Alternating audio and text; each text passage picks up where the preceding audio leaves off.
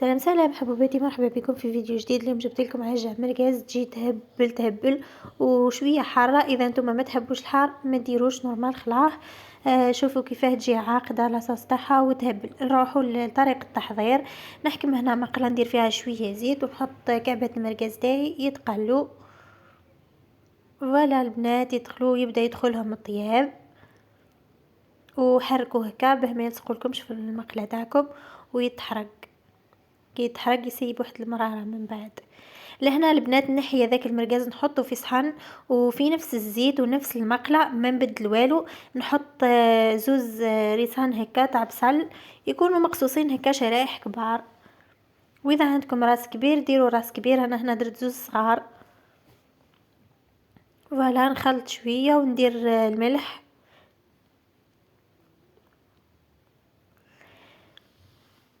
من بعد البنات نحكم طماطم نقصها حتى هي شرائح ونخلطها مع هذاك البصل ونزيد فلفل اكحل وفلفل احمر حار. اذا ما تحبوش فلفل احمر حار ما ديروش نورمال، انا نحبه.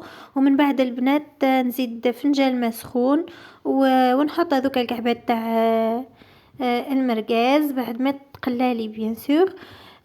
نحطهم ونحط فوقهم العظام والمعدنوس ورشه تاع الكمون. رشه تاع الكمون اختياريه، كاين ما يحبش الذوق تاعو.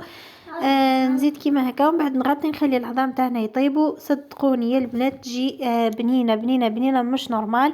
وكاين ثاني طريقه بالفلفل، درك نديرها لكم كاش نهار. انا اليوم درتها غير بالبصل والطماطم برك.